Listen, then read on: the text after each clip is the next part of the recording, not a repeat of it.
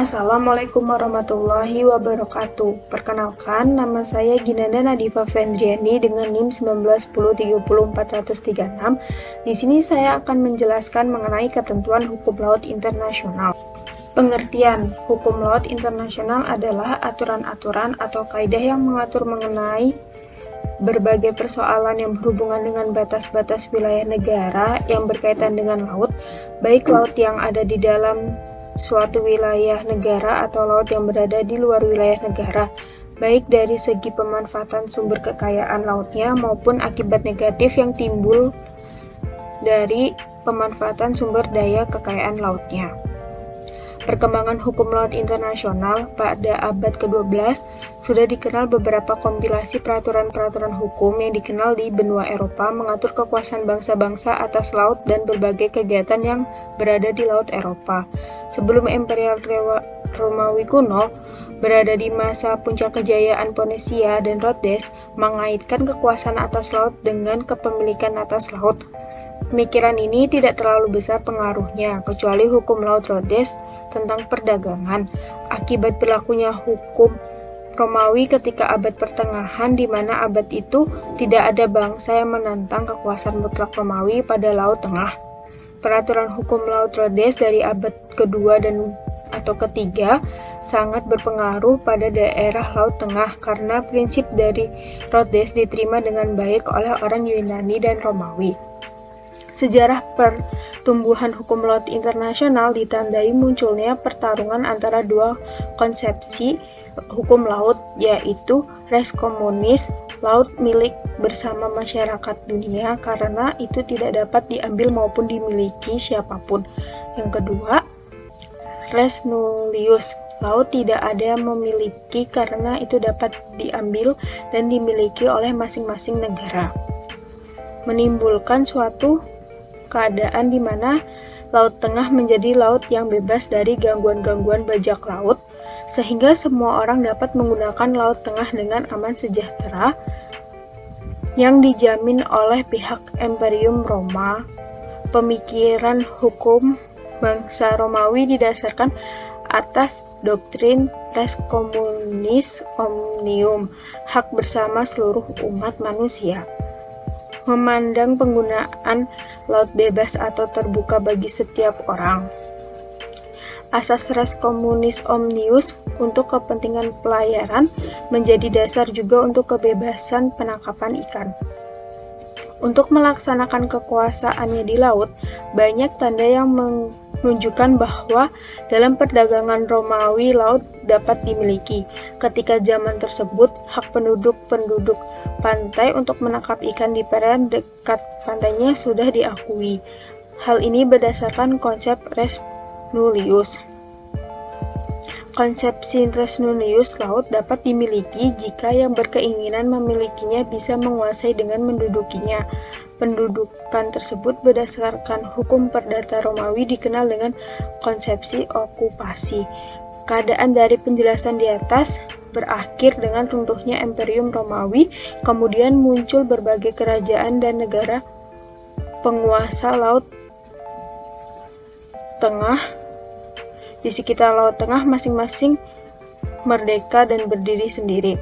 Walaupun penguasaan Laut Tengah oleh Imperium Romawi sendiri sudah berakhir, tetapi pemilikan laut oleh negara dan kerajaan tetap menggunakan asas-asas hukum Romawi. Dari penjelasan di atas bahwa bagi siapapun yang mengikuti perkembangan teori hukum internasional, asas-asas hukum Romawi yang disebut di atas maka mengilhami lahirnya pemikiran hukum laut internasional yang berkembang di kemudian hari. Selanjutnya, Konvensi Jenewa tahun 1958. Kegagalan Konferensi Kodifikasi Hukum Internasional di Den Haag tahun 1930 menyisakan ketidaksamaan lebar laut teritorial karena berkembangnya pranata hukum laut baru, yaitu zona tambahan pertama kali dikenal oleh Oden de Bouwen. Menurutnya, negara pantai mempunyai kedaulatan atas laut teritorialnya dan berhak atas suatu zona di luar laut teritorialnya atau di laut lepas yang berbatasan dengan laut teritorialnya untuk tujuan menerapkan hukum nasional terhadap tindak pidana yang terjadi di dalam wilayahnya. Lanjut, berdasarkan permasalahan di atas, maka tanggal 21 November 1947, Majelis Umum PBB menerima suatu resolusi untuk membentuk International Law Commission atau ILC. Salah satu tugas ILC mengkodifikasikan hukum internasional termasuk kodifikasi hukum laut. Di tahun 1949 beberapa kali mengadakan sidang, maka tahun 1955 ILC merumuskan berbagai aspek hukum laut. Menurut resolusi Majelis Umum PBB tanggal 21 Februari 1957 disepakati untuk mengadakan konvensi hukum laut pada bulan Maret 1958. Konvensi PBB yang pertama yang diadakan pada tahun 1958 di Jenewa dilaksanakan dari tanggal 24 Februari sampai 27 April 1958. Konferensi tersebut diketuai oleh Pangeran Wanwaitayakon dari Thailand dan dihadiri oleh 700 delegasi dari 86 negara termasuk Indonesia. Kemudian, konferensi tersebut menghasilkan 4 konvensi yang menjadi dasar utama hukum laut internasional, yaitu yang pertama, Konvensi tentang Laut Teritorial dan Jalur Tambahan, yang kedua, Konvensi tentang Laut Lepas, yang ketiga, Konvensi tentang Perikanan dan Perlindungan Kekayaan Hayati Laut Lepas, yang terakhir, Konvensi tentang Landas Kontinen. Zona ekonomi eksklusif atau bisa juga disebut dengan ZEE. Zona ekonomi eksklusif adalah wilayah laut yang luasnya 200 mil dari garis dasar ke arah laut lepas. Ada 15 negara yang mempunyai zona ekonomi eksklusif, salah satunya negara Amerika Serikat, Jepang, Australia, dan Indonesia. Dari setiap negara yang ada zona ekonomi eksklusif seperti Indonesia mempunyai hak berdaulat untuk tujuan eksplorasi, eksploitasi, konservasi, dan mengelola sumber daya alam baik hayati maupun non-hayati di perairannya, dasar laut dan tanah di bawahnya, serta untuk keperluan ekonomi di zona tersebut seperti produksi energi dari air, arus, dan angin.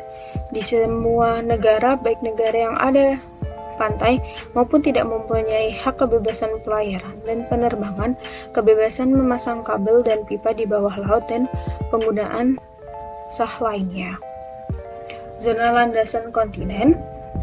Landasan kontinen adalah dasar laut yang secara geologi maupun geomorfologi merupakan lanjutan dari benua yang terendam oleh air laut dengan kedalaman kurang lebih dari 150 meter. Batas landasan kontinen apabila diukur dari garis dasar ke arah laut dengan jarak paling jauh 200 mil laut. Manfaat landasan kontinen: adanya jarak landasan kontinen perairan Indonesia demi menciptakan perlindungan kekayaan alam pada dasar laut di sebuah negara, dengan tujuan agar kepentingan masyarakat di negara tersebut dapat terjaga. Hadirnya batasan landasan kontinen membuat nelayan atau para pekerja laut bisa mengambil dan mengolah hasil laut demi keberlangsungan hidup. Indonesia sebagai sebuah negara memiliki hak eksplorasi dan eksploitasi kekayaan lautnya secara wajar. Kekayaan laut yang dimaksud bukan hanya semua makhluk hidup di dalam laut, tetapi juga lapisan tanah di bawahnya. Ketika dideteksi terdapat kekayaan minyak bumi di bawah lapisan tanah laut, maka sesuai dengan area yang termasuk batas landas kontinen adalah milik Indonesia dan bisa diambil tanpa melanggar hukum. Selain itu, ada manfaat seperti pengembangan dan penelitian, memelihara dan mempertegas batas wilayah. Sekian presentasi dari saya. Wassalamualaikum warahmatullahi wabarakatuh.